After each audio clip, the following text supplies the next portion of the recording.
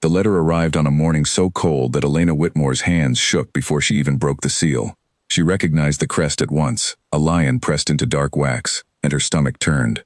No one from Ashworth Manor had ever written to her family, not once in all the years her father had worked their fields, and certainly not now, 3 months after his death, when the Whitmore household had nothing left to offer anyone. She read the letter twice standing in the doorway, the wind cutting through her thin shawl, before she understood what it truly asked of her. Duke Edmund Ashworth requested her presence at the manor within 2 days, on a matter of, as the letter called it, mutual benefit. There was no explanation beyond that. Only a carriage would be sent, and she was expected to come alone. Her mother wept when she heard the news, certain that some disaster had befallen them, that the debts owed to the local merchants had finally reached the ears of a man powerful enough to see them thrown out of their cottage entirely. Elena did not correct her, because she did not know herself what waited at the end of that carriage ride. She only knew that a summons from a duke was not something a family like hers could refuse. The carriage came exactly as promised, black and polished, pulled by 2 horses that moved with a quiet, disciplined grace Elena had never seen outside of paintings.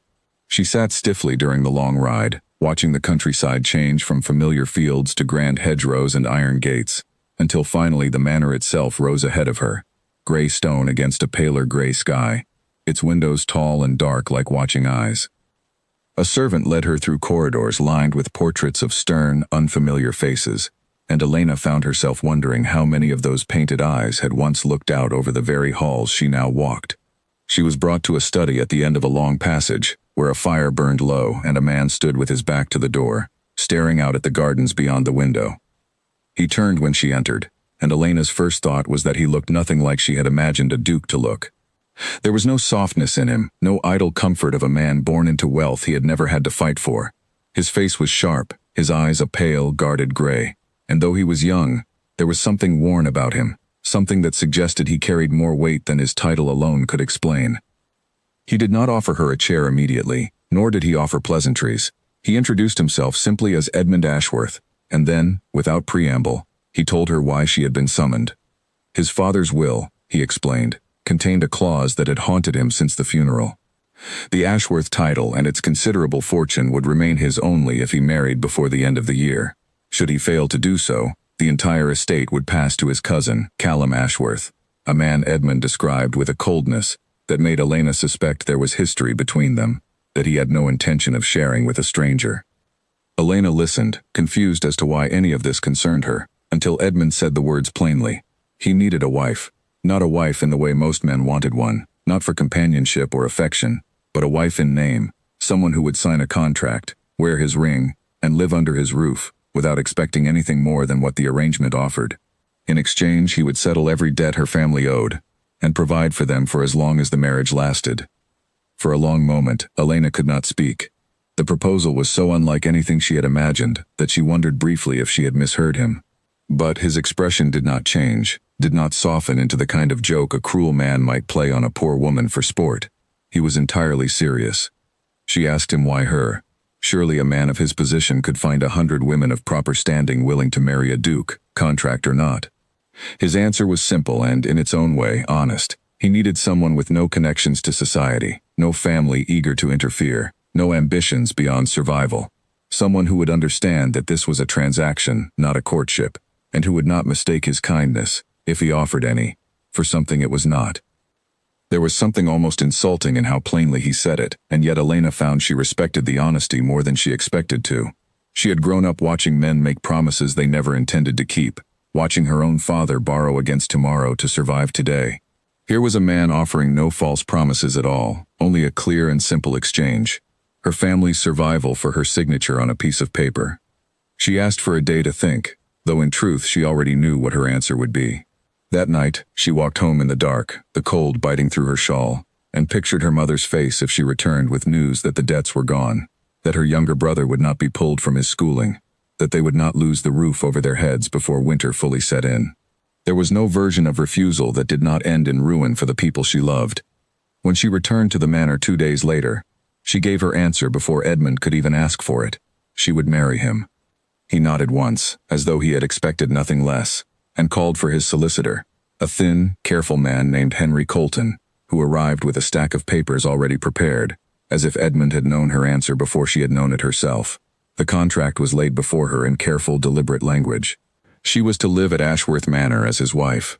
She would attend social functions when required, maintain the appearance of a proper marriage, and in return, her family would want for nothing. There was no mention of affection anywhere in the document, no clause requiring warmth or companionship, only duty, appearance, and silence about the true nature of their arrangement. Elena signed her name beside his, her handwriting small and careful next to his bold, practiced signature, and just like that, her life changed course entirely. The wedding, when it came, was nothing like the ceremonies Elena had imagined as a girl. There were no flowers strung along the pews, no gathering of friends eager to celebrate. It took place in a small chapel attached to the manor, witnessed only by Henry Colton and the housekeeper, a stern but not unkind woman named Margaret Hale, who watched the proceedings with an expression Elena could not quite read. Edmund spoke his vows without hesitation, his voice steady and clear, betraying nothing of what he might have felt. Elena's own voice trembled slightly as she spoke hers, not from sorrow, but from the strange, dizzying sense of stepping into a life she had never asked for, and could not yet imagine living. When the ceremony ended, there was no embrace, no soft word exchanged between them. Edmund simply extended his arm, and Elena took it, and together they walked out of the chapel as husband and wife in name only, two strangers bound by a contract neither of them fully understood the weight of yet. As the carriage carried them back toward the manor that would now be her home, Elena stole a glance at the man beside her, his face turned toward the window, unreadable as ever. She wondered what secrets lived behind those pale gray eyes, what history had shaped a man into someone who could offer marriage the way another man might offer a business deal. She did not yet know that the answers to those questions would change everything she thought she understood about the man she had just promised herself to, or that the quiet, careful life she expected to lead within those gray stone walls was about to be shattered by truths neither of them had seen coming. When the carriage finally rolled to a stop before the manor, Elena looked up at the towering stone face of her new home, and felt the full weight of what she had done settle over her like a heavy coat.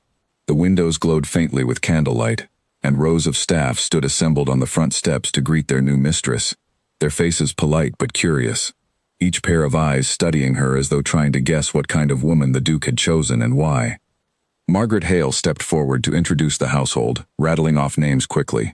A cook named Grace, a stable hand named William, a young maid named Beatrice who could not seem to stop glancing between Elena and the Duke with barely concealed wonder. Elena tried to commit each name to memory, aware that these people would now be the closest thing she had to companions in a house that did not yet feel like hers. Edmund excused himself almost immediately, citing correspondence that required his attention, and Elena watched him disappear down a corridor without a backward glance, leaving her alone in the entrance hall of a home she did not yet understand. Margaret, perhaps sensing her unease, offered to show her to her chambers, and Elena followed gratefully, grateful for even the smallest kindness after a day that had upended everything she knew. Her rooms were grander than anything she had ever slept in, a large bed draped in soft linens, a window overlooking gardens she could not yet see clearly in the dark, a wardrobe already stocked with dresses far finer than anything she owned. She ran her fingers over the fabric of one gown, silk cool beneath her touch, and felt a strange ache in her chest, not quite sorrow, not quite relief, but something tangled between the two. That first night, sleep did not come easily. She lay awake listening to the unfamiliar creaks of the old house, the wind pressing against the window panes, and found herself thinking not of her own uncertain future, but of the man she had married. There had been something in his eyes when he spoke of his father's will, some flicker of pain quickly buried beneath his composed exterior, that told her his reasons for this arrangement ran deeper than mere inheritance. She thought, too, of the way the servants had looked at him, not with fear exactly, but with a careful sort of caution, the kind people reserved for someone they did not fully understand. She wondered what stories lived within these walls, what history had shaped Edmund Ashworth into a man who could offer marriage as calmly as he might discuss the weather. As the candle beside her bed burned low, Elena made herself a quiet promise. She would honor the contract she had signed. She would play the part expected of her, attend to whatever duties were asked, and never overstep the boundaries Edmund had drawn so clearly between them. But she could not quite silence the small, stubborn curiosity growing inside her, the sense that there was far more to this house, and to the man who now called her his wife, than either of them had admitted in that quiet study 2 days before.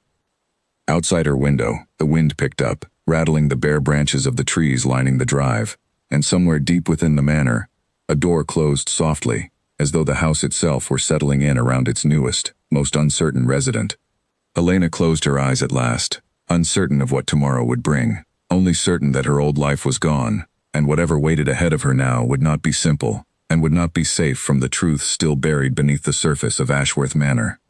A scream tore through the manor at dawn, sharp and sudden, and Elena bolted upright in bed before she even understood why her heart was pounding.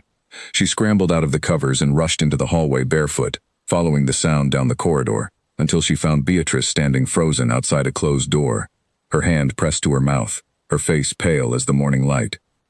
Elena asked what had happened, and Beatrice, trembling, explained that she had simply gone to open the curtains in one of the unused guest chambers, a room she said no one was meant to enter, and had found something that frightened her badly. When Elena stepped past her to look inside, she found nothing more than an old portrait, fallen from its hook and shattered across the floor, the painted face of a young woman staring up through cracked glass. It seemed a small thing to cause such fright, until Margaret arrived moments later, and went unusually still at the sight of the broken frame. She ordered Beatrice to clean it up at once and said nothing further, but Elena noticed the way her hands shook slightly as she helped gather the shards of glass, and the way she refused to meet Elena's eyes when asked whose portrait it had been. It was the first of many small, strange moments Elena began to notice in her early days at Ashworth Manor.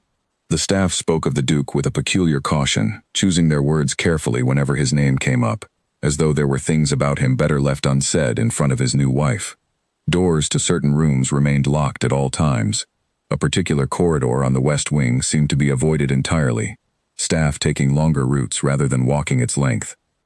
Elena might have dismissed it all as the ordinary eccentricities of an old and grand house, if not for the way conversation stopped whenever she entered a room, or the way Beatrice, usually cheerful and talkative, grew quiet whenever Elena asked gentle questions about the manor's past. Edmund, for his part, remained distant in those first weeks, exactly as their contract had promised he would be. He took his meals separately more often than not, citing business matters that required his attention in his study long into the evening. When their paths did cross, in the hallway, at the rare shared breakfast, his manner toward her was polite but guarded, as though he were carefully maintaining a wall between them that he had no intention of lowering. Yet Elena began to notice small contradictions in his behavior that did not match the cold, businesslike man who had proposed their arrangement. One evening, finding her struggling to light a stubborn fire in the sitting room, he appeared without a word and knelt to do it himself, his hands quick and practiced, before disappearing again without waiting for her thanks. Another time she found a book of poetry left on the table beside her favorite chair, one she had mentioned only once, in passing, to Margaret, and never to him directly. These small gestures confused her more than his coldness did. A man who wanted nothing more than a wife in name would not trouble himself to remember which poet she preferred, or notice which chair she favored in the evenings.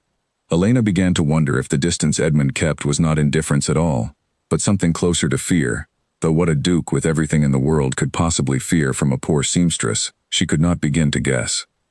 She decided, one quiet afternoon, to ask Margaret directly about the portrait that had fallen, and about the locked rooms in the west wing that no one seemed willing to discuss. Margaret's expression tightened, and for a long moment, Elena thought she would refuse to answer entirely. But something in Elena's steady, patient gaze must have convinced the older woman that she deserved at least a partial truth. There had been another woman once, Margaret admitted quietly, before the current Duke had inherited his title. A young lady named Louisa Fairmont, who had been engaged to Edmund some years before his father's death. The engagement had ended suddenly and badly, though Margaret would not say how, only that the household had not spoken her name aloud since, and that the Duke himself had changed considerably in the time since her departure from his life. Elena pressed gently for more, but Margaret shook her head, saying only that some matters belonged to the family and were not hers to share, no matter how kindly her new mistress asked. She excused herself soon after, leaving Elena alone with more questions than she had begun the conversation with. That night, unable to sleep, Elena found herself wandering the halls of the manor, drawn by curiosity toward the very corridor the staff seemed so determined to avoid. The west wing was colder than the rest of the house, the air heavier somehow, and she moved slowly past closed doors, until she reached one left slightly ajar, light spilling faintly from within. She peered inside and found Edmund standing alone in what appeared to be a small, disused sitting room, staring at a portrait much like the one that had shattered that morning, though this one remained whole. hanging above a cold, empty fireplace. He did not notice her at first, too absorbed in whatever memory held him captive, his shoulders tense, his jaw tight in a way she had not seen before. Elena almost turned away, unwilling to intrude on a moment so clearly private, but her foot caught against the wooden floor, and the small sound was enough to alert him to her presence. He turned sharply, and for just a moment, before he could compose himself, she saw something raw and unguarded in his expression, something that looked remarkably like grief. He asked, quietly, what she was doing in that part of the house, his voice carrying none of its usual coldness, only a kind of tired resignation. Elena, unsure how much honesty the moment called for, admitted simply that she could not sleep, and that curiosity had led her feet where perhaps they did not belong. For a long moment, neither of them spoke. Then Edmund, surprising her, gestured toward the portrait behind him, and said the woman's name aloud for what Elena suspected was the first time in a long while. Louisa. He did not offer details, did not explain the story behind the sorrow etched into his features, but the simple act of naming her felt, to Elena, like a door cracking open, even if only slightly. She did not push him further that night. Instead, she asked if he would like to be alone, and something in his eyes softened when he answered that he would not mind, for once, if she stayed a moment longer. They sat together in silence in that cold, forgotten room, two strangers bound by contract, sharing a quiet neither of them fully understood, until finally Edmund rose and offered to walk her back to her chambers. At her door he paused, and for the first time since their wedding, he looked at her not as an obligation to be managed but as a person he was beginning, however cautiously, to see. He thanked her, simply, for not asking more than he was ready to give, and then he was gone, leaving Elena standing alone in the corridor, her heart unsteady in a way she had not expected marriage to a stranger to ever make her feel. In the days that followed, small changes began to take root between them. Edmund started joining her for dinner more often, their conversations still careful, still measured, but no longer entirely empty. He asked about her family, her life before the manor, and listened with a genuine attention that surprised her every time. She, in turn, learned not to press too hard against the edges of his guarded silences, understanding instinctively that whatever had happened with Louisa Fairmont had left wounds that would need time, not force, to heal. Yet even as their strange arrangement began to soften into something resembling companionship, Elena could not shake the unease that had settled over her since that first scream at dawn. The staff's careful silence, the locked doors, the shattered portrait, all of it suggested a history far more complicated than a simple broken engagement.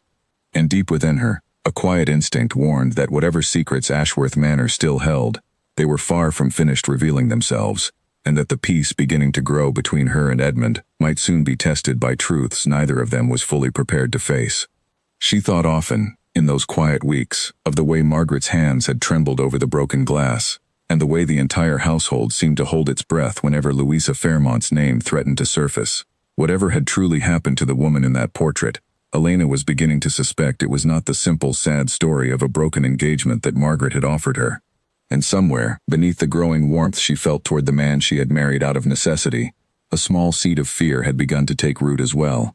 A fear that the past haunting Ashworth Manor was not yet finished with either of them. A week after that quiet night in the West Wing, Elena found herself alone in the garden, cutting fresh flowers for the dining table, when Beatrice approached her with an unusual nervousness, glancing over her shoulder as though checking to be certain no one else could hear. The young maid explained in a hurried whisper that a visitor had been announced for later that afternoon, a relation of the Duke's whose name alone seemed to unsettle the entire household. Lord Callum Ashworth, cousin to the Duke, was expected to arrive before supper, and Beatrice warned Elena, with wide, worried eyes, that she should be careful in his presence, though she would not explain exactly why, only that the last time Lord Callum had visited, the house had felt different for weeks afterward, tense and watchful, as though bracing for some unseen storm. Elena thanked her for the warning, though she could not help but feel a flicker of unease settle over her, joining the questions already circling in her mind about Louisa Fairmont and the locked rooms of the West Wing. She wondered if this visiting cousin might hold answers to the mysteries the household seemed so determined to protect, or if his arrival would only deepen the shadows already gathering around her new life. When Callum finally arrived, stepping down from his carriage with an easy, practiced smile, Elena understood immediately why the staff regarded him so differently than they did Edmund. Where her husband carried his authority with quiet reserve, Callum wore his like a performance, all charm and polished manners, his eyes sweeping over the manor and its staff with an air of ownership that unsettled her instantly. though she could not yet say why. He greeted her with exaggerated warmth, taking her hand and praising Edmund's good fortune in finding such a lovely bride, his words smooth and complimentary, and yet something beneath the surface of his politeness felt calculated, as though every word he spoke was chosen for effect rather than sincerity. Edmund, standing beside her, greeted his cousin with a courtesy so stiff it bordered on hostility, and Elena noticed the way his hand found the small of her back, not with affection exactly, but with something protective, as though he wished to place himself firmly between her and the man smiling so easily at them both. Dinner that evening was a careful, tense affair. Callum spoke at length about his own affairs, his properties, his connections within society, all while glancing occasionally toward Edmund with a look Elena could not quite interpret, somewhere between amusement and challenge.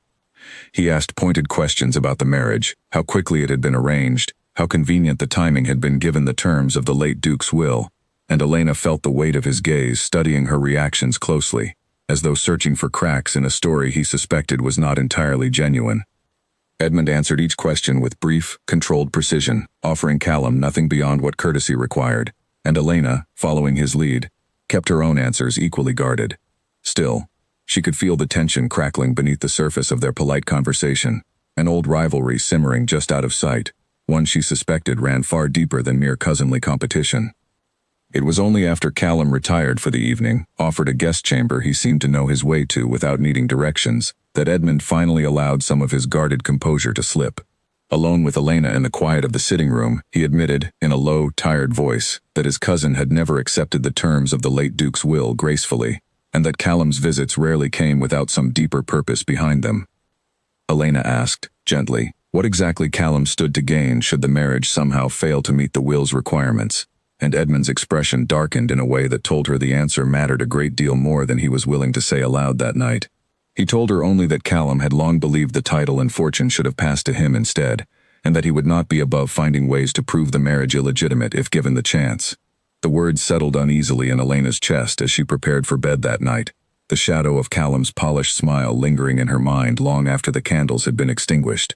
She understood, with growing clarity, that the quiet, careful peace she and Edmund had begun building together was more fragile than either of them had admitted, and that forces beyond the walls of Ashworth Manor were already moving to threaten it, whether she and Edmund were ready to face them or not. Raised voices echoed down the corridor before Elena even reached the study door, sharp enough that she froze mid-step, her hand hovering just above the handle. She recognized Edmund's voice first, low and controlled but edged with something dangerous, and beneath it, Callum's tone, mocking and light in a way that made the argument feel all the more unsettling. She should have walked away. Every instinct told her that whatever passed between the two men behind that door was not meant for her ears, and yet something in Callum's next words rooted her to the spot, unable to move. He was speaking of the will, of the clause requiring not just marriage, but a marriage proven genuine in every sense, one that could not be dismissed as a hollow arrangement designed only to protect the inheritance. If it could be shown, Callum said, his voice dripping with false sympathy, that the union between Edmund and his new wife existed in name only, a contract and nothing more, the courts would have no choice but to rule the requirement unmet, and the entire estate would pass, as it always should have, to him. Elena's breath caught in her throat. She had known, in the vague way one knows an unpleasant possibility without fully confronting it, that their arrangement carried risk. But hearing it spoken aloud, hearing Callum lay out so precisely the exact vulnerability she and Edmund shared, made the danger suddenly, sharply real. Edmund's voice, when he answered, was tight with restrained anger. He warned Callum against pursuing such an accusation, reminding him that he had no proof, no grounds beyond suspicion and old resentment. But Callum only laughed, soft and confident, and said that proof had a way of presenting itself when one knew where to look, and that servants, after all, could be persuaded to speak. Especially servants who had already noticed how separately the Duke and his new wife seemed to live beneath the same roof. Elena stepped back from the door then, her heart pounding, and hurried away before either man could discover she had overheard. She spent the rest of that afternoon in a daze, moving through her usual routines with her mind elsewhere entirely, turning over the conversation again and again, searching for some way to protect the fragile, uncertain thing she and Edmund had only just begun building together. That evening, Edmund found her in the small library off the east corridor, and for the first time since Callum's arrival, he looked truly weary, the careful composure he wore like armor slipping just enough to reveal the exhaustion beneath it. She did not tell him immediately what she had overheard, uncertain how to raise the subject without revealing that she had been listening at his door like a child, but he seemed to sense her unease regardless, and after a long silence, he asked directly if something troubled her. She told him then, quietly, everything she had heard. She watched his jaw tighten, his hands curl briefly into fists before he forced them to relax, and when he finally spoke, his voice carried none of the cold detachment he had shown her on the day of their contract. He admitted that Callum's threat was real, that his cousin had spent years searching for any opportunity to challenge the will, and that a marriage proven false in substance, even if legal on paper, could indeed give him the grounds he needed. Elena asked what could be done to protect them both, and Edmund was quiet for a long moment before answering honestly that he did not entirely know. The contract between them had never been designed to withstand this kind of scrutiny. It had been built for privacy, for distance, for exactly the kind of arrangement Callum now threatened to expose. It was in that moment, watching Edmund struggle with an honesty he clearly was not accustomed to offering, that Elena began to understand the true depth of what frightened him. And it was not merely the loss of his title or fortune. There was something else beneath his guardedness, something rooted, she suspected, in whatever history lived behind Louisa Fairmont's shattered portrait. She asked him, gently, if his caution toward closeness, toward genuine connection, had something to do with the woman whose name the household refused to speak. For a long moment she thought he would retreat again behind his usual walls, but instead he sat down heavily in the chair across from her and began, haltingly, to tell her a story he had clearly never spoken aloud in full before. Louisa Fairmont, he explained, had been his intended bride years earlier, before his father's death, before any of the complications of the will had entered his life. She had been kind, he said, and full of a warmth he had not experienced since. Their engagement had been a happy one, at least in its early months, until Callum, then a frequent guest at the manor, had begun spending increasing amounts of time in Louisa's company, always under the guise of friendship, always careful never to cross any visible line. Edmund admitted with visible difficulty that he had been too consumed with his own responsibilities at the time, too trusting of his cousin's intentions, to notice how thoroughly Callum had begun isolating Louisa from the rest of the household, feeding her doubts about Edmund's affection, planting seeds of insecurity that grew slowly and quietly until she had become someone Edmund barely recognized, withdrawn and fearful in ways he could not understand. By the time Edmund realized the extent of his cousin's influence, it was already too late. Louisa's family withdrew her from the engagement suddenly, offering no explanation beyond a vague reference to her declining health. Edmund had tried desperately to see her, to understand what had happened, but he was refused at every turn. Weeks later, news reached him that she had died, quietly and privately, the official explanation citing a long illness that no one in the household had ever witnessed her suffering from. He had never been able to prove what he suspected, that Callum's manipulation had driven Louisa to a despair so complete that her family had chosen to hide the true nature of her death rather than face the scandal it would bring. But the suspicion had haunted him ever since, shaping every decision he had made regarding trust, closeness, and the dangers of allowing anyone, especially anyone connected to his inheritance, close enough to be used against him the way Louisa had been used. Elena sat in stunned silence as the story unfolded, understanding now why the household flinched at Louisa's name, why the West Wing sat locked and avoided, why Edmund had approached their own marriage with such careful, deliberate distance. He had not chosen a contract marriage out of coldness, she realized, but out of fear. A fear that genuine affection only created vulnerabilities that men like Callum knew exactly how to exploit. When he finished speaking, Edmund looked at her with an expression more open and unguarded than she had ever seen from him, as though the act of finally voicing his past had stripped away some of the armor he had worn since Louisa's death. He apologized, quietly, for the coldness he had shown her since their wedding, admitting that it had never truly been about her, but about his own fear of repeating a history he could not survive again. Elena reached across the space between them and took his hand, an act so simple and yet so significant that she felt him tense beneath her touch before slowly, cautiously, allowing himself to accept the gesture. She told him that she understood now, that she did not blame him for the distance he had kept, but that she hoped, given time, they might build something between them sturdy enough to withstand whatever Callum still intended to throw against them. Over the following days, something shifted noticeably in their household. Edmund no longer retreated so quickly to his study after meals. He sought her company deliberately, walking with her through the gardens, asking her opinions on matters of the estate he had previously handled entirely alone. The staff, too, seemed to notice the change. Margaret's careful watchfulness softening slightly into something like cautious approval. Beatrice's nervous glances between husband and wife, replaced by small, hopeful smiles. But even as their bond deepened, Callum's presence lingered like a shadow over the manor, and Elena could not shake the sense that his earlier threat had not been idle conversation, but the opening move of a plan already well underway. She began paying closer attention to the servants around her, wondering which among them Callum might have already approached, which loyalties might already have been quietly tested or bought. It was Margaret, unexpectedly, who came to her one evening with troubling news. A stable hand, recently dismissed for reasons the household had not been given, had been seen in the village speaking at length with a man matching Callum's description, exchanging what appeared to be money for information.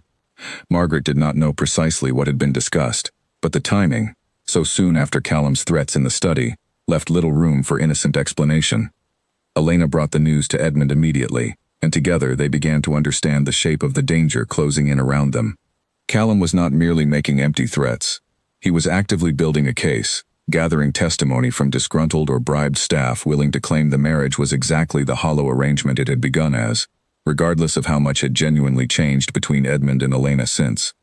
The realization brought with it a new kind of urgency. Whatever fragile trust had grown between them in recent days would need to become something stronger, something visible enough to withstand scrutiny, if they hoped to protect not just the inheritance, but the life they had only just begun building together.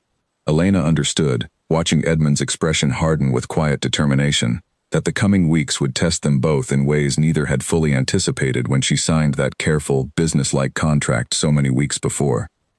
That night, as she prepared for bed, Elena found herself thinking not of the danger Callum posed, but of the quiet honesty Edmund had finally offered her, the trust it had taken for him to speak Louise's story aloud after years of guarded silence. Whatever else lay ahead, she understood now that their marriage had already become something far more complicated and far more real than either of them had intended when they first sat across from one another in that cold, businesslike study. And as much as that realization frightened her, given everything Callum still threatened to expose, she found she could not bring herself to regret it. The following morning, Edmund proposed they seek out the dismissed stable hand themselves, before Callum could press whatever advantage he believed he had gained. Margaret provided the man's name, Robert Fenn, and a rough sense of where he might be found, a small inn on the edge of the village where laborers without steady work often gathered. Elena insisted on accompanying Edmund, despite his initial reluctance to bring her into what might prove an unpleasant confrontation. She argued that Fenn, having worked in the household, might respond more honestly to a familiar face than to the Duke alone, whose authority he had little reason to trust after his dismissal. Edmund relented, though he kept close beside her as their carriage made its way into the village. They found Fenn exactly where Margaret had suggested, seated alone near the back of the inn, a half-finished drink in front of him and a wary expression that deepened considerably when he recognized who had come looking for him. He rose as though to leave, but Edmund's calm, steady voice stopped him before he could reach the door, asking only for a few minutes of honest conversation, promising no repercussions for whatever truth he was willing to share.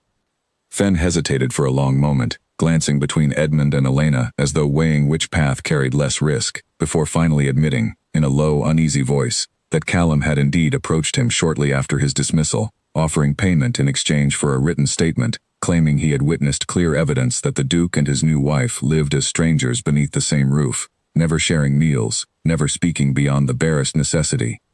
Elena felt a chill settle over her at the specificity of the claim, so close to the truth of their early weeks together that it would have been devastatingly convincing had it been presented as evidence.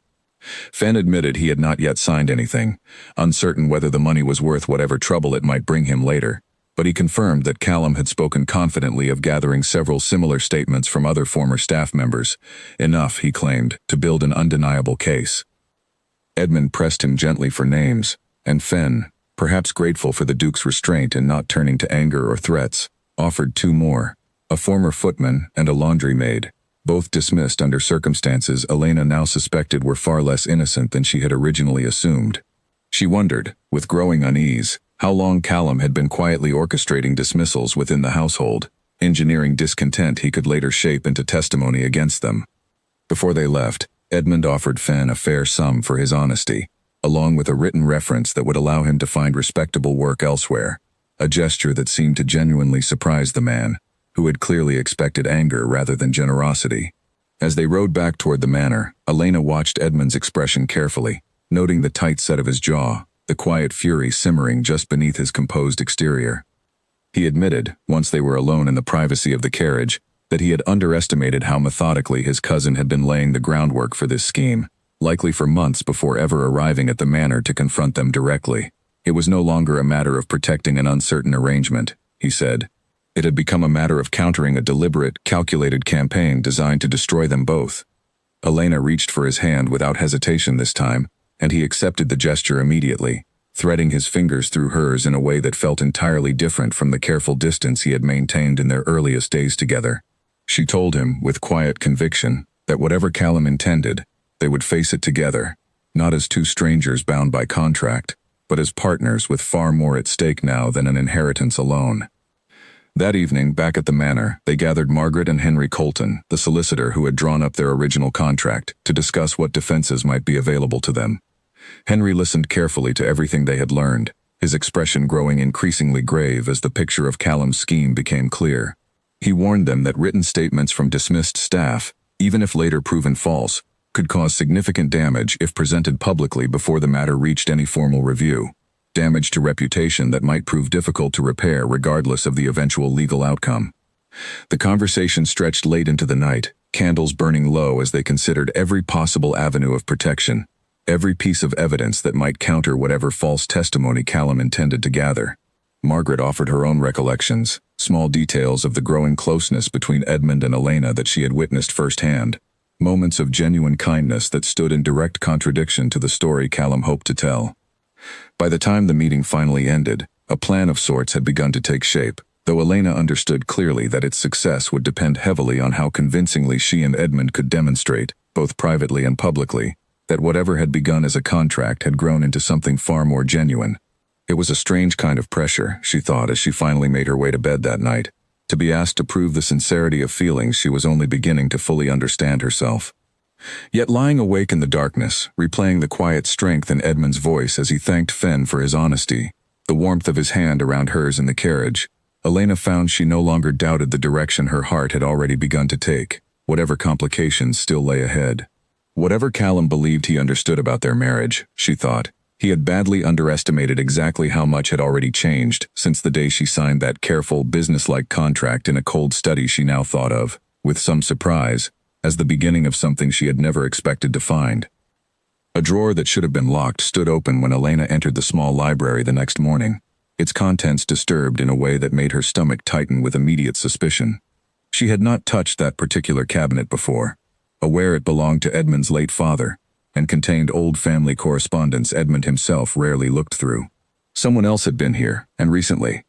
She called for Margaret, who arrived quickly and confirmed that no one on staff had been asked to open that drawer, nor had permission been given for anyone to enter the library unsupervised that morning. Both women exchanged a look heavy with unspoken understanding. Callum had been given free use of the manor's public rooms during his stay, and though he claimed to have retired early the previous evening, there was no one who could confirm exactly where he had spent those hours. Elena knelt beside the scattered papers, searching for anything obviously missing, and it was among the disturbed correspondence that she noticed a bundle of letters, tied with faded ribbon, pushed carelessly to the back of the drawer, as though someone had been searching quickly and without care for order. The handwriting on the topmost letter, delicate and looping, was unfamiliar to her, but the name signed at its close was not. Louisa. Her breath caught. She knew, with immediate and uncomfortable certainty, that these letters were not meant for her eyes, that reading them without Edmund's knowledge crossed a line she had otherwise tried carefully to respect. And yet something in the urgency of the moment, the disturbed drawer, the possibility that Callum had already read whatever these pages contained, convinced her that understanding their contents might now be essential rather than merely curious.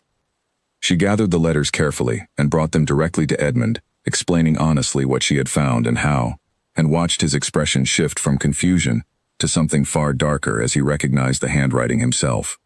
He took the bundle from her with visibly unsteady hands, and for a long moment simply stared at Louisa's name without speaking. When he finally began to read, sitting heavily in the chair behind his desk, Elena remained quiet beside him, unwilling to intrude on whatever emotions the letters stirred, but equally unwilling to leave him alone with whatever truths they contained.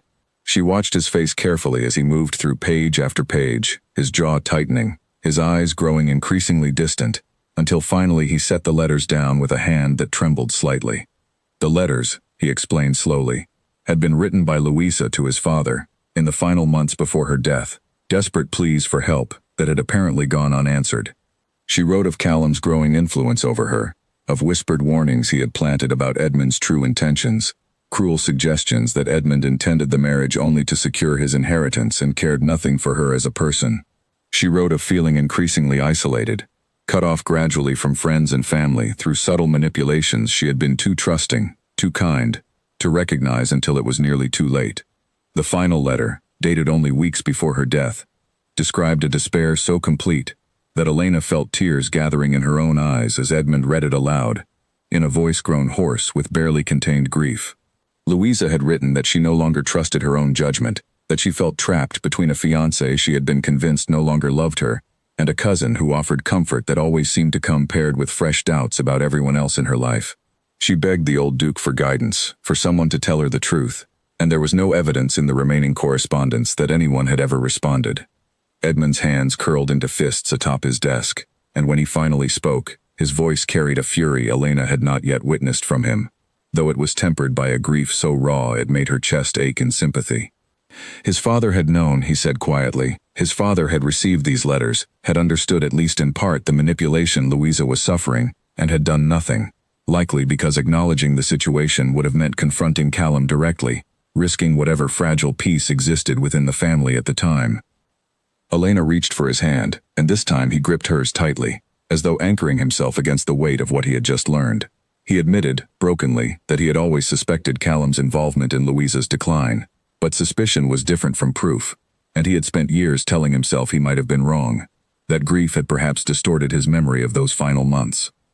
Now, holding evidence in his own father's neglected drawer, he understood with painful clarity that his instincts had been correct all along, and that his cousin's cruelty ran far deeper than mere greed for an inheritance.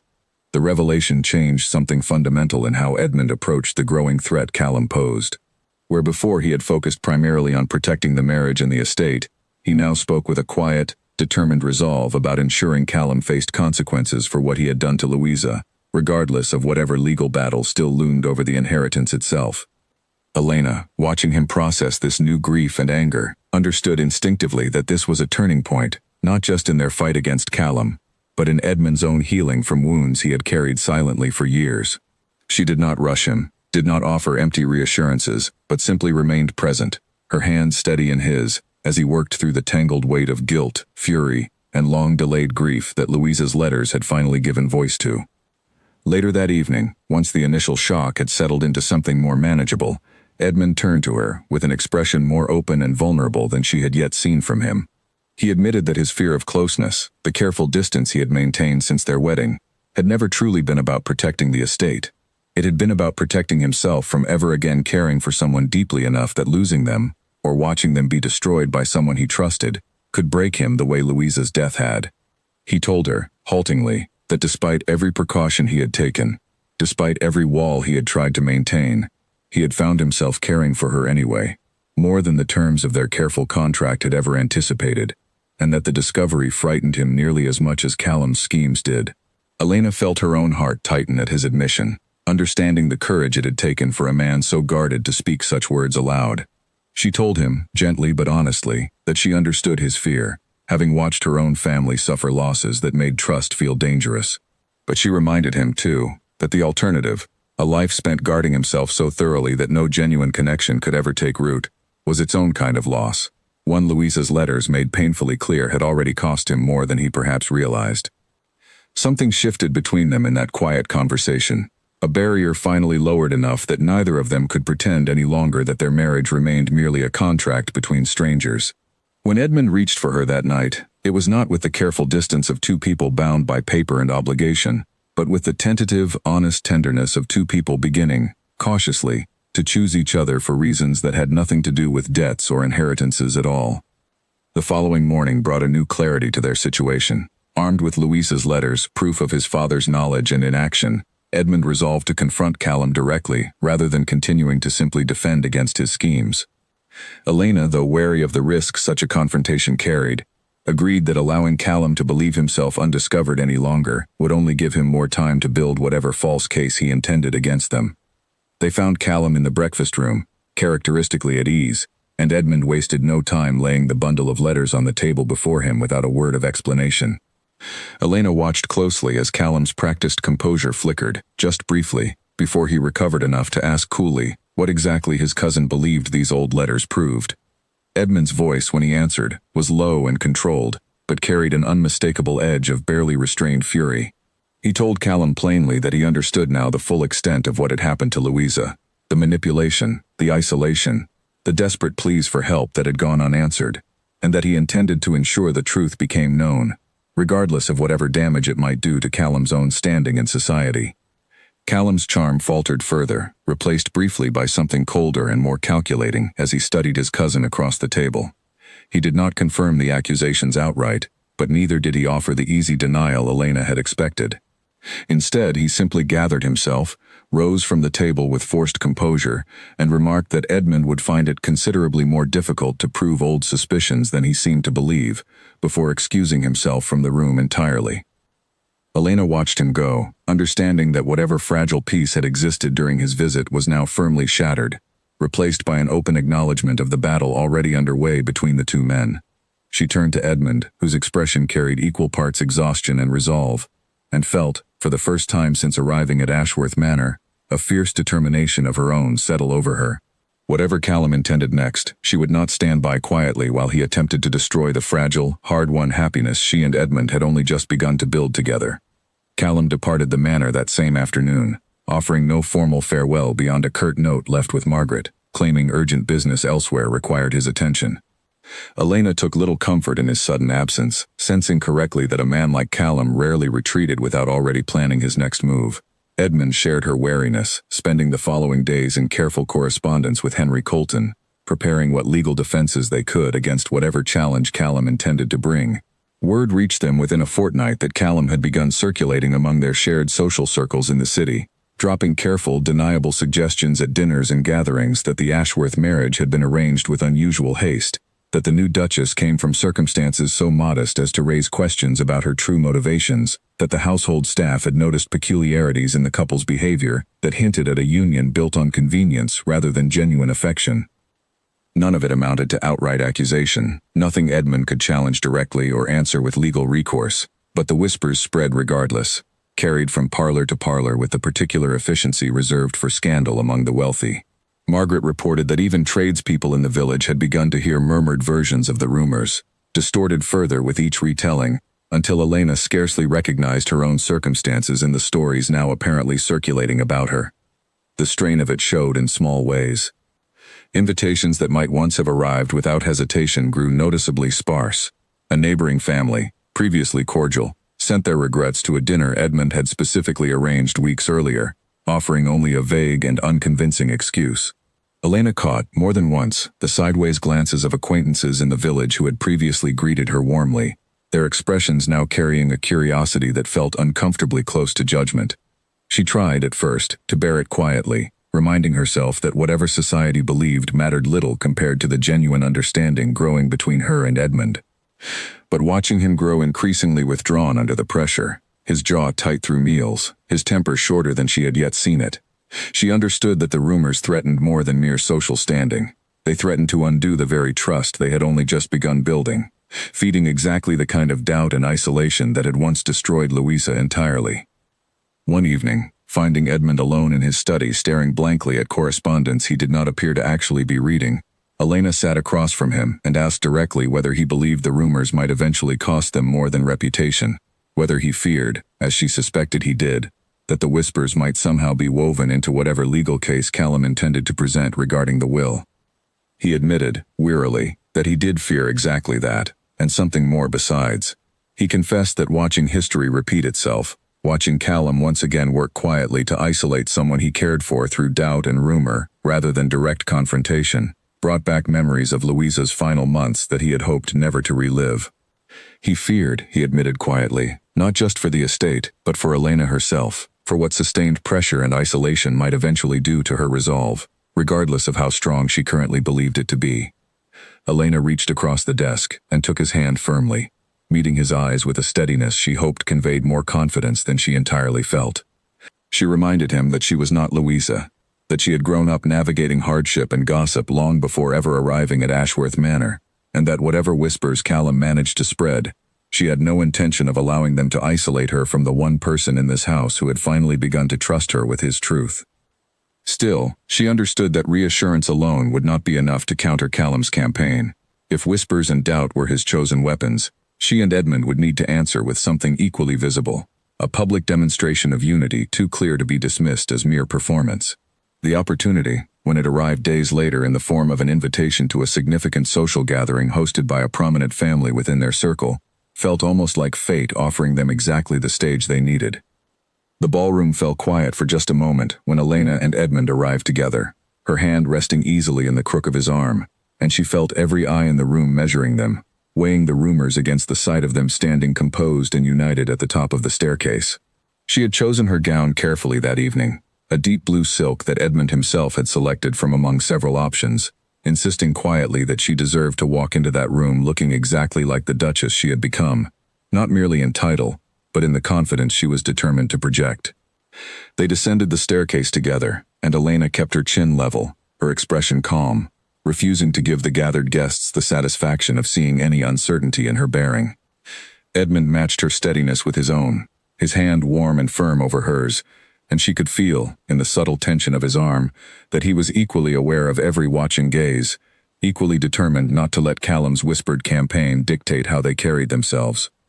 Their hosts, Lord and Lady Pemberton, greeted them with polite warmth that betrayed nothing of whatever gossip had reached their ears, and for the first stretch of the evening, conversation proceeded with the careful pleasantries typical of such gatherings. But Elena noticed, even amid the polite chatter, the way certain guests studied her more closely than manners strictly allowed, the way conversations occasionally quieted just slightly as she and Edmund passed. It was during a lull near the refreshment table that Elena found herself approached directly by a woman she recognized vaguely as a cousin to one of Callum's closer associates, her smile pleasant but her question pointed in a way that left little doubt as to its origin. She asked, with practiced casualness, how Elena had found the transition from her previous circumstances to the considerable responsibilities of a duchess, the emphasis on previous circumstances carrying an unmistakable edge. Elena felt Edmund tense beside her, ready to intervene, but she placed a steadying hand briefly on his arm and answered the question herself, calmly and without apology. She spoke honestly of her background, of a family that had worked hard through difficult years, and of the unexpected gift of finding, in her marriage, not just security but genuine partnership with a man she had come to deeply respect and care for. She kept her tone warm rather than defensive, refusing to treat her own history as something shameful requiring justification. The woman seemed momentarily thrown by the directness of the response, clearly having expected either embarrassment or a more clipped, defensive answer, and the brief silence that followed gave Elena a small, satisfying sense that she had denied Callum's whispers exactly the reaction they had been designed to provoke. As the evening continued, Edmund made a point of remaining visibly attentive toward her, not in the exaggerated, performative way of a man merely proving a point, but with small, genuine gestures that Elena recognized now as entirely consistent with the man she had come to know in private. He refilled her drink without being asked, remembered details from earlier conversations to bring back into new ones, and when the orchestra began a slow, formal dance, he requested her hand with a warmth that drew several curious glances from around the room. Dancing with him, Elena felt something settle within her chest, a quiet certainty that whatever performance the evening required of them, the ease between them as they moved together, was not manufactured for the benefit of watching eyes. She caught his gaze mid-turn and found him watching her with an expression so openly fond that she nearly forgot, for a moment, the calculating audience surrounding them entirely. It was near the end of the dance that she noticed Callum himself had arrived, standing near the edge of the room with a glass in hand, watching them with an expression that, for just a moment, betrayed genuine surprise beneath his usual composed smile. Whatever he had expected to find that evening, a fractured, unconvincing performance of a couple barely tolerating one another, it was clearly not what he now witnessed. He approached them once the dance concluded, his smile returning to its familiar practiced warmth, and offered polite congratulations on what he called their evident happiness, though the compliment carried an unmistakable undercurrent of challenge. Edmund answered with a calm, steady confidence Elena had not seen from him during their earlier confrontation, informing his cousin plainly that whatever doubts he had hoped to plant regarding the sincerity of their marriage had found no fertile ground, and that he would do well to abandon whatever scheme he still intended to pursue. Callum's composure flickered again, briefly, before he recovered enough to offer a light, dismissive laugh, claiming he had no idea what schemes Edmund referred to, that he had merely been concerned, as any family member might be, about the haste of the arrangement. But Elena, watching closely, saw the calculation still working behind his eyes, and understood that this public setback, however satisfying, would not be enough to make him abandon his pursuit of the inheritance entirely. Still, the evening proved a turning point in ways that extended beyond simply countering Callum's rumors.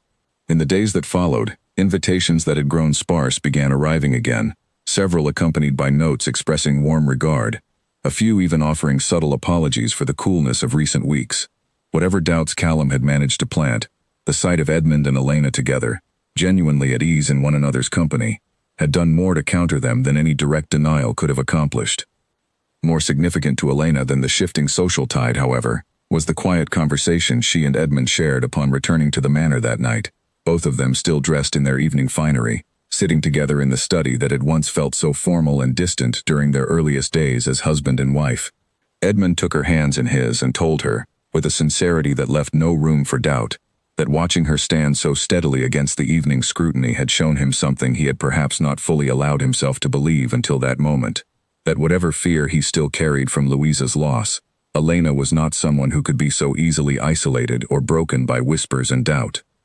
He told her then that their original contract had never accounted for what had grown between them, that the careful, businesslike arrangement they had signed felt now like a document belonging to two people who no longer existed. He asked her, with a vulnerability she had rarely seen from him, whether she might consider renewing their vows properly, not as strangers fulfilling the requirements of a will, but as two people choosing each other freely, with full understanding of who they had each become since that cold afternoon in his study. Elena felt tears gather unexpectedly at the sincerity of his request, understanding fully the significance of what he was offering. A man who had spent years guarding himself against exactly this kind of vulnerability now choosing to open himself to it entirely, for her. She accepted without hesitation, telling him honestly that she had come to care for him far beyond anything their original contract had ever required, and that she wanted nothing more than to build a genuine future together, whatever challenges Callum still intended to bring against them. They spent the following days planning a modest ceremony, one intended not for society's approval but for their own private meaning, a small gathering of the household staff who had witnessed their journey from strangers to genuine partners, along with Henry Colton, whose careful legal work had protected them through every threat Callum had thrown their way. Margaret, upon hearing the news, allowed herself an uncharacteristic display of emotion, embracing Elena warmly, and expressing how relieved she felt to see genuine happiness finally taking root within walls that had known too much quiet sorrow in recent years. Yet even amid the warmth of their planning, Elena remained aware that Callum had not simply retreated after his humiliation at the Pemberton gathering. Word reached them through Henry that Callum had begun consulting with a solicitor of his own, one known for aggressive tactics in contested inheritance cases, and that he appeared to be gathering whatever fragments of evidence he could still construct into a formal challenge before the courts. Edmund, though visibly more settled in his personal happiness than Elena had yet seen him, remained equally clear-eyed about the threat still looming ahead. He spent his mornings now divided between the quiet joy of planning their renewed vows and the careful, methodical work of preparing their own case, gathering every piece of evidence Louisa's letters and Fenn's testimony could provide, ensuring that whatever Callum attempted to bring before the courts would find itself countered by truth too well documented to easily dismiss. Elena found herself grateful, in those tense but hopeful weeks, for the strength of the partnership they had built together. Where once she had felt herself merely a passenger in decisions made by a distant, guarded husband, she now found herself an equal participant in every conversation, every strategy, every quiet late-night discussion about how best to protect the life they were determined to build. Edmund sought her counsel genuinely now, valued her perspective not as an afterthought but as an essential part of how they navigated the challenges still ahead. As the date of their renewed vows approached, drawing closer with each passing day, Elena allowed herself, cautiously, to hope that whatever Callum still intended, they would face it together with a strength neither of them could have managed alone. She thought often of Louisa, of the isolation and doubt that had ultimately destroyed her, and found herself determined that whatever else happened, she would not allow history to repeat itself within these walls. She and Edmund had built something real between them, tested by fire and threatened at every turn, and she intended to protect it with everything she had. 10 days before the planned ceremony, Henry Colton arrived at the manor unannounced, his usually composed manner replaced by an urgency that immediately set Elena on edge. He carried with him a formal notice, delivered that morning to his office, informing them that Callum had filed a petition with the courts challenging the validity of the marriage, citing sworn statements from 3 former household staff members who claimed direct knowledge that the union had been, in its origins and for a significant period afterward, a contract in name only, entered into solely to satisfy the terms of the late Duke's will. Edmund read the petition twice, his expression darkening with each line, before setting it down on his desk with controlled deliberation. He recognized 2 of the 3 names immediately, as the footman and laundry maid Fenn had warned them about weeks earlier, but the 3rd name was unfamiliar to him, a groundskeeper who had left the estate's employ nearly a year before Elena's arrival, someone with no plausible first-hand knowledge of their marriage at all. Henry confirmed their suspicion almost immediately, explaining that upon reviewing the statement more closely, several details within it did not align with the actual timeline of events, references to conversations supposedly overheard on dates when the groundsman in question had already left the estate entirely. It appeared, Henry said carefully, that at least one of the 3 statements had likely been fabricated outright, written with Callum's guidance rather than genuine first-hand testimony, though proving fabrication conclusively before the court would require careful, methodical work. Elena felt a fresh wave of anger at the revelation, understanding now the full extent of Callum's determination, willing not merely to exploit genuine grievances among dismissed staff, but to manufacture false evidence entirely, when the truth proved insufficient to his purposes. She asked Henry directly what defense they could mount against such fabrication, and he outlined a careful strategy, cross-referencing employment records and estate ledgers to establish precise timelines that would expose the impossibility of the groundskeeper's claimed testimony, while simultaneously gathering their own countervailing evidence, Margaret's first-hand observations, the growing correspondence between Edmund and Elena that had developed as their relationship deepened, even the recent public display at the Pemberton gathering, witnessed by dozens of respected members of society. The work occupied them intensely over the following days, poring over old ledgers and staff records late into the evening, cross-referencing dates and testimonies with a thoroughness that left little room for the quiet, hopeful planning of their renewed vows that had occupied their thoughts just a week earlier. Elena found herself grateful, even amid the stress, for the genuine partnership she and Edmund had built, working side by side through stacks of documents with an ease and coordination that would have seemed impossible during the guarded early weeks of their marriage. It was during this careful review that Elena herself noticed a critical inconsistency Henry and Edmund had initially overlooked, a specific date referenced in the fabricated statement that corresponded precisely to a day when the groundskeeper, according to estate records, had already relocated to a village nearly 2 days' travel from the manor, making his claimed observation of a private conversation between Edmund and Elena entirely impossible. Henry, reviewing her finding, confirmed it represented exactly the kind of concrete, undeniable contradiction that could unravel the credibility of Callum's entire petition before the court. Armed with this discovery, along with the broader pattern of inconsistencies they had painstakingly assembled, Henry expressed cautious optimism that they now possessed sufficient grounds not merely to defend against Callum's petition, but to potentially expose the fabrication itself, a development that could have serious consequences for Callum's own standing, given that presenting knowingly false testimony before the court carried significant legal risk of its own.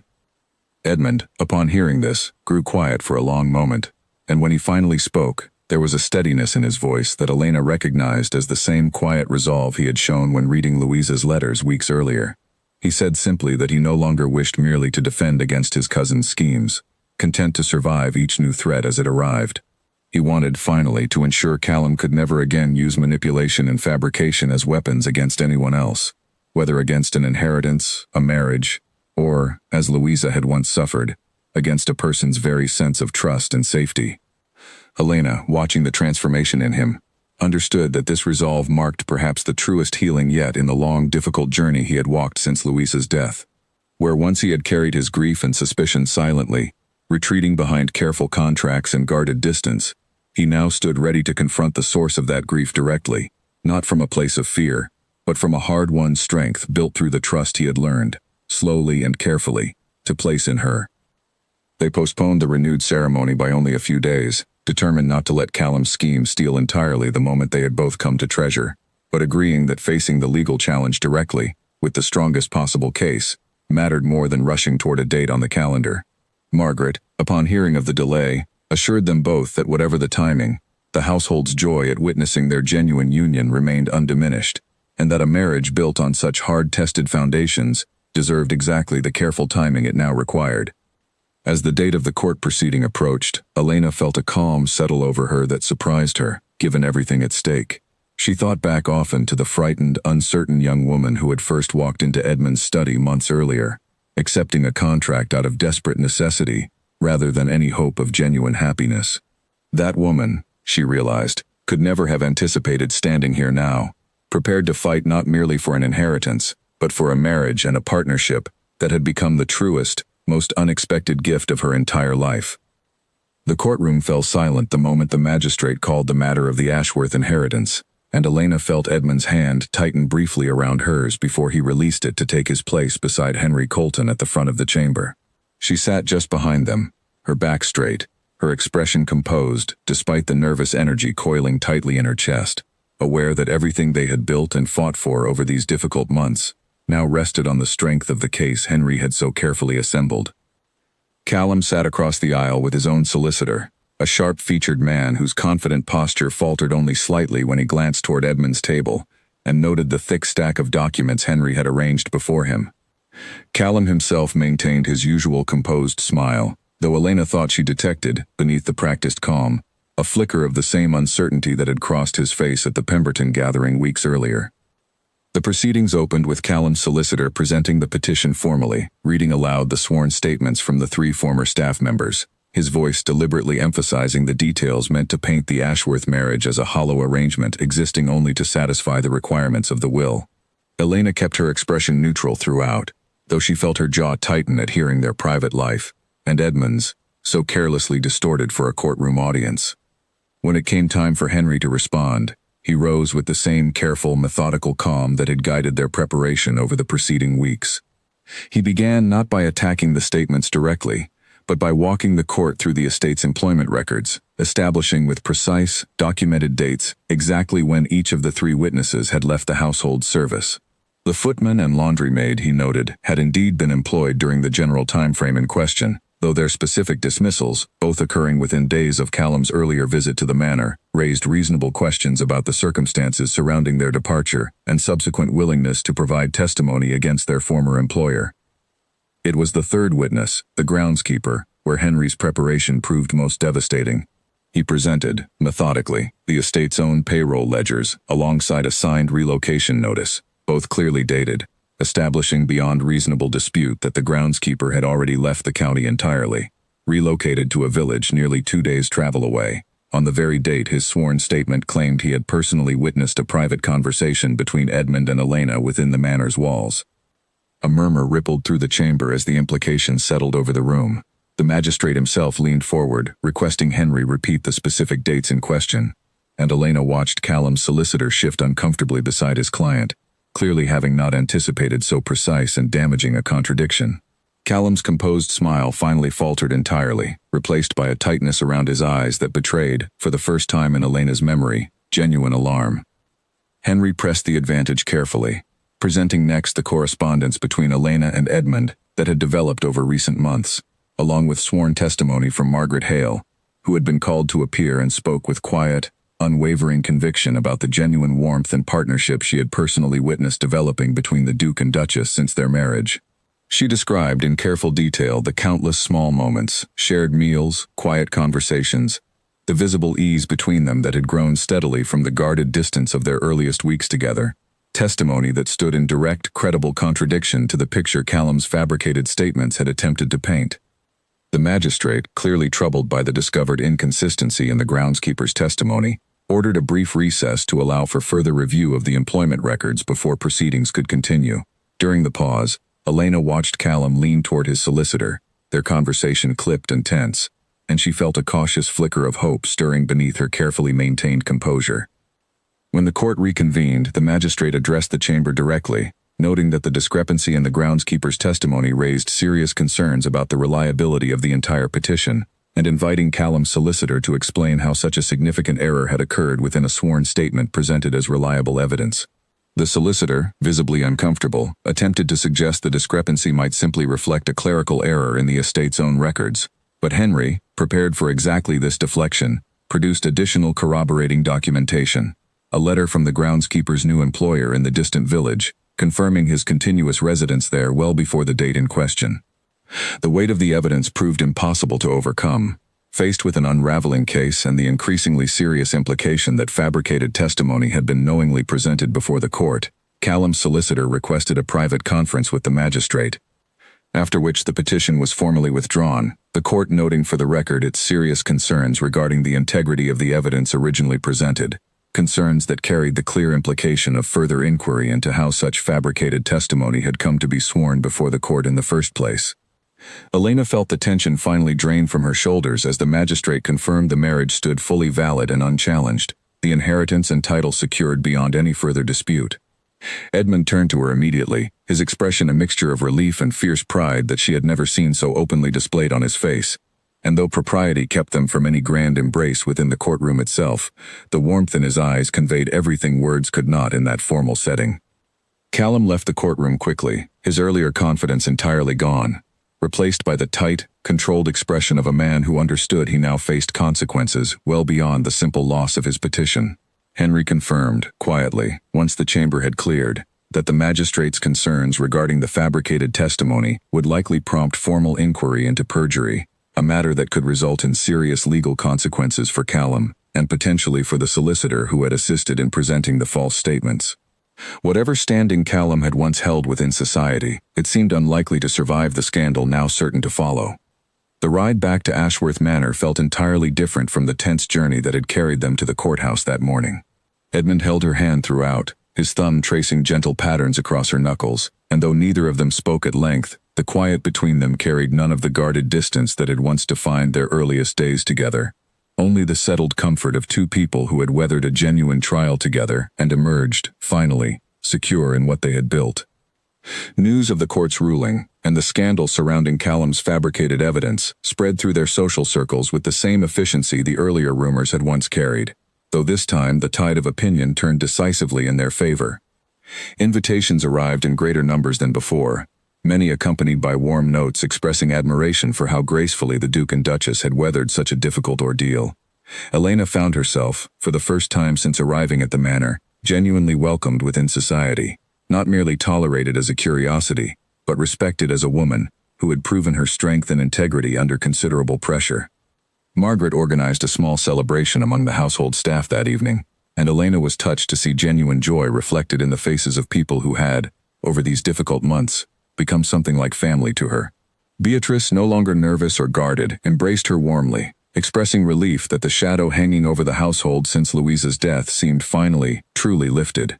Even the usually reserved Margaret allowed herself a rare, genuine smile, remarking quietly that the manor felt lighter than it had in years.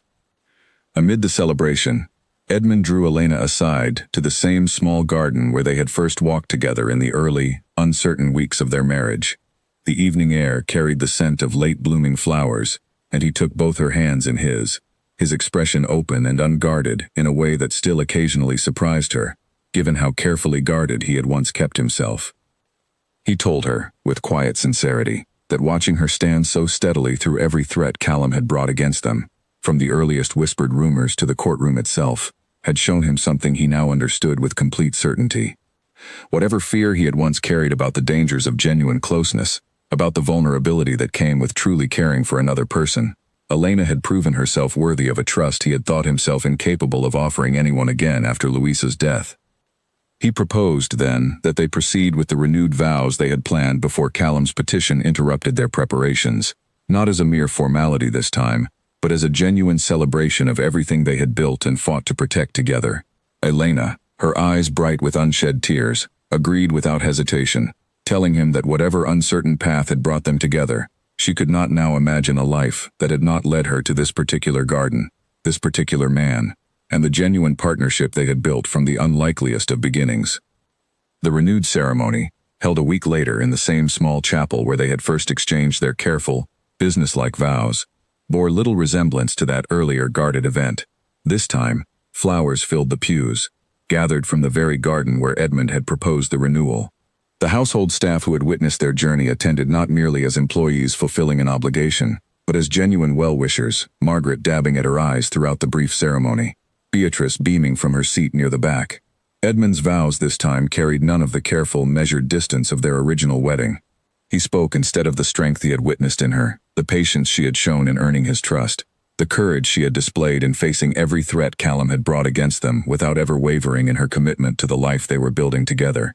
Elena, in turn, spoke of the unexpected gift their arrangement had become, a contract that had somehow transformed into the deepest partnership she had ever known, built not on desperate necessity, but on genuine, hard-won love.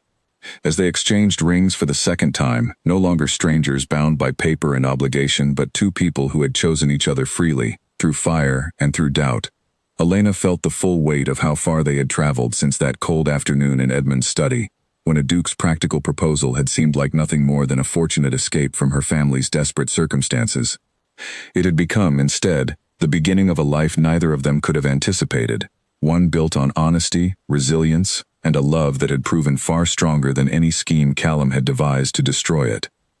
In the months that followed, Ashworth Manor settled into a genuine peace it had not known in years. The locked rooms of the West Wing were opened once more. Louisa's portrait moved with quiet reverence to a place of gentle remembrance rather than haunted avoidance, an acknowledgement of past sorrow rather than a wound left to fester in darkness.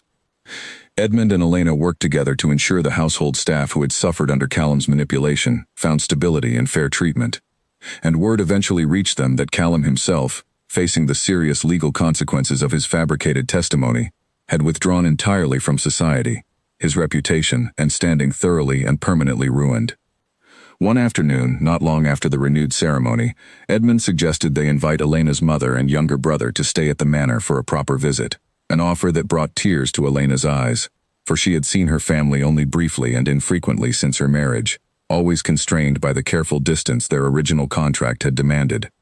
She had written to them regularly, of course, and ensured their comfort through the arrangement's financial terms, but the quiet ache of missing them had never fully faded. Her mother arrived a week later, visibly overwhelmed by the grandeur of the manor, clutching Elena's hands tightly the moment she stepped down from the carriage, tears already gathering as she took in how well her daughter looked, how genuinely happy she appeared standing beside the tall, composed man who greeted her with unexpected warmth and respect. Elena's younger brother, now attending his studies without the constant worry of debt hanging over his education, greeted Edmund with a shy admiration that quickly grew into easy comfort over the course of their stay. Watching her mother and Edmund seated together in the drawing room, discussing nothing more significant than the garden's autumn blooms, Elena felt a quiet, settled joy she had not thought possible during those uncertain early days of her marriage. Her mother, drawing her aside privately one evening, admitted that she had feared terribly for her daughter when the contract was first proposed, worried that Elena had traded one hardship for another, a life of comfort perhaps, but one empty of genuine warmth or affection. Seeing the way Edmund looked at her now, her mother said, she understood finally that her daughter had found something far more precious than mere security.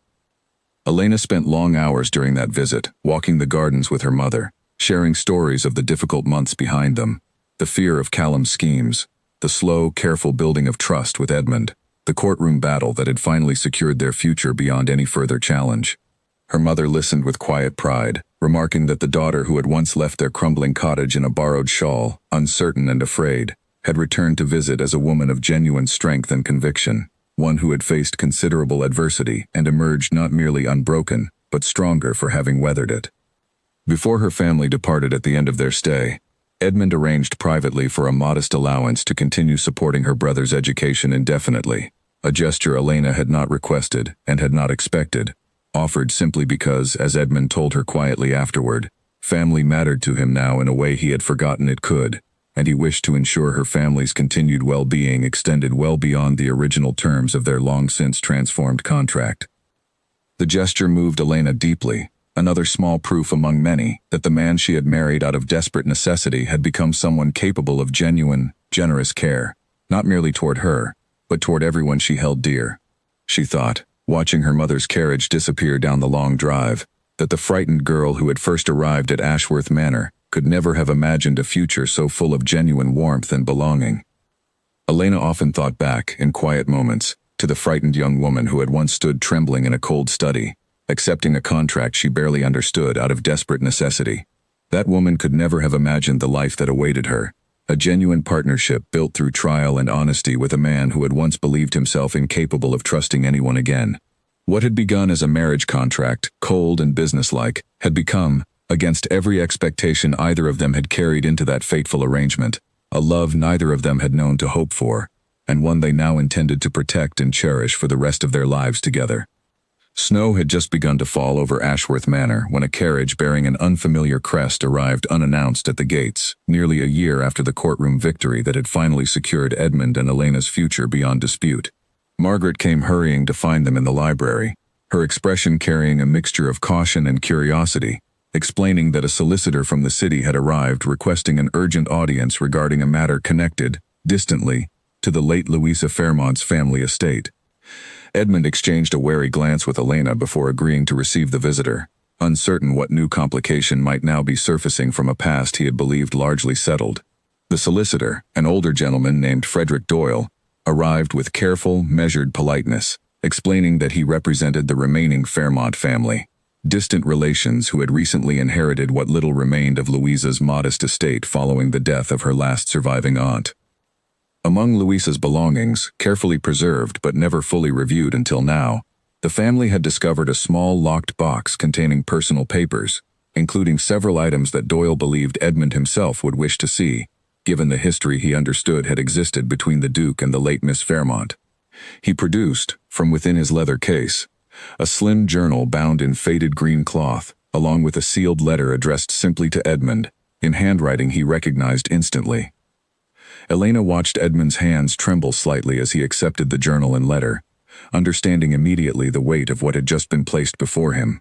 He thanked Doyle for making the journey personally to deliver such sensitive materials, and once the solicitor had been shown to comfortable quarters for the night, unwilling to travel further in the gathering snow, Edmund retreated with Elena to the privacy of their sitting room, the journal resting unopened in his lap for a long while, before he found the courage to begin reading. The journal, it turned out, contained Louisa's private reflections during the final year of her life, written in the same delicate hand as the letters they had already discovered, but far more candid in its details than anything she had dared commit to correspondence with the old Duke. She wrote of her growing unease with Callum's constant presence, his subtle cruelties disguised as concern, the way he had systematically undermined her confidence in Edmund's affection, through carefully chosen words and half-truths, designed to plant doubt without ever appearing overtly malicious.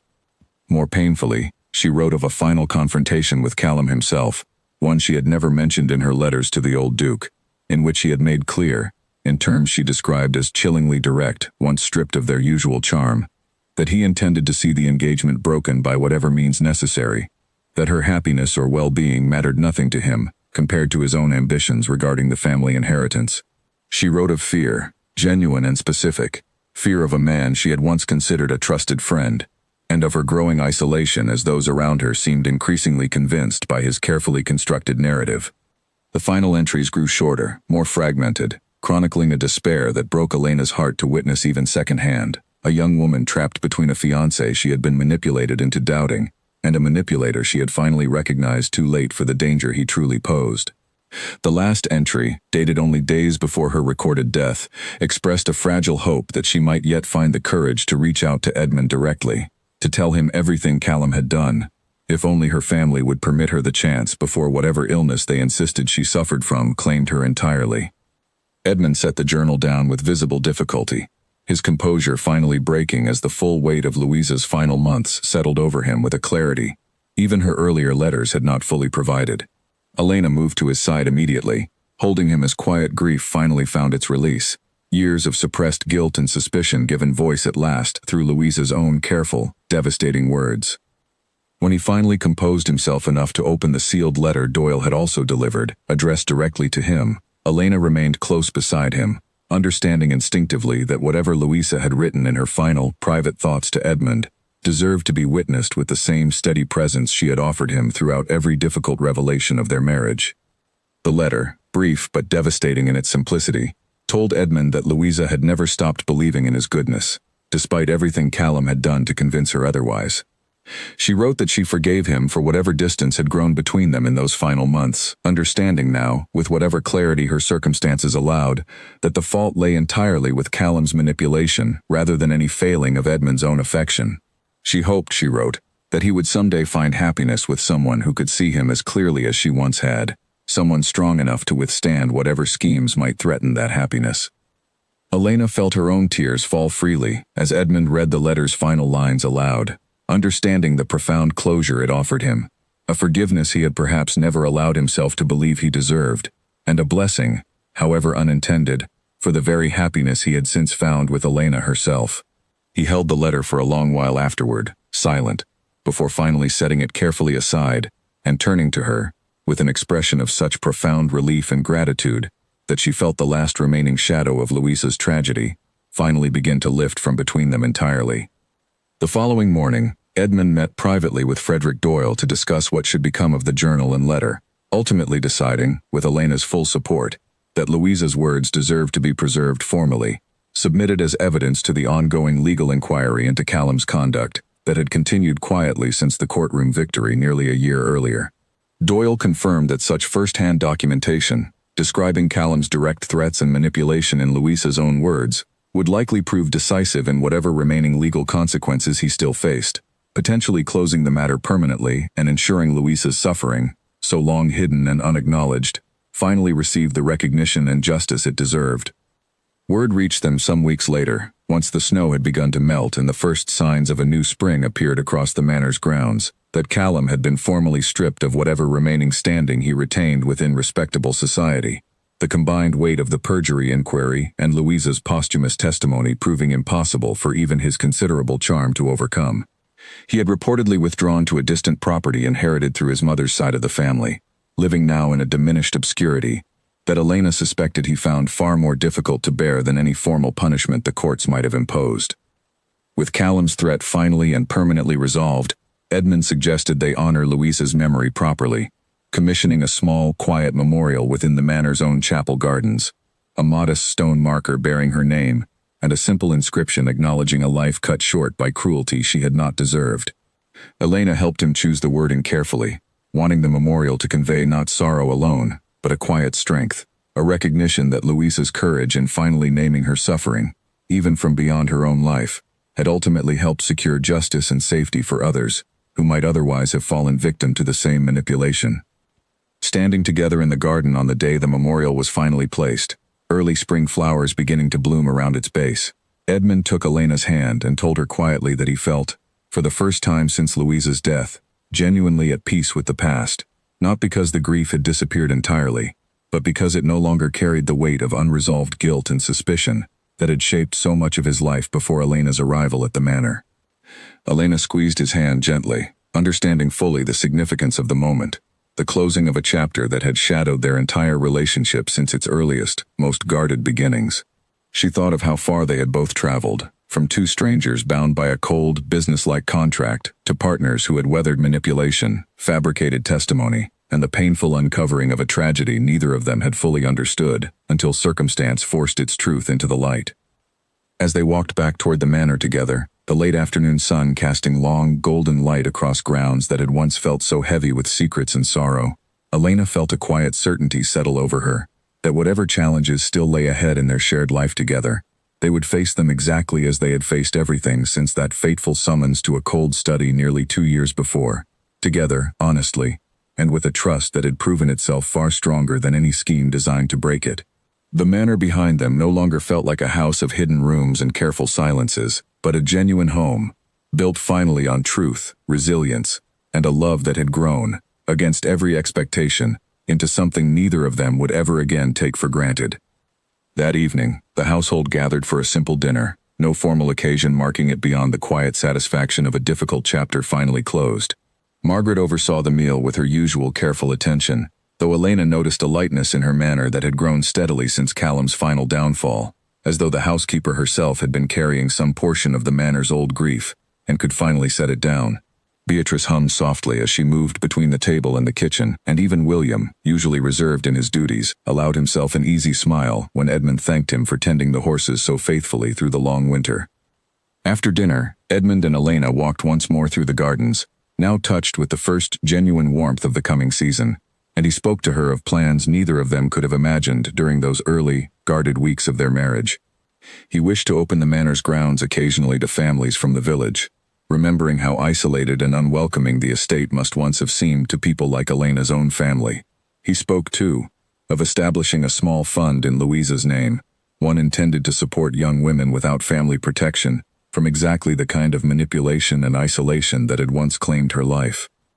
Elena listened with quiet pride, recognizing in his words the full measure of how far he had traveled from the guarded, wounded man who had once offered her nothing more than a contract and a business arrangement. She told him, gently, that Louisa would have been glad to know her suffering had ultimately given rise to such genuine good, and Edmund, taking her hand as the last light of evening faded over the grounds, agreed softly that he hoped, in some small way, it had. They stood together a while longer beneath the darkening sky, no longer strangers negotiating survival, but partners who had built, through hardship and honesty, a life neither of them had dared hope for when a desperate letter first arrived at a crumbling cottage on a cold winter morning.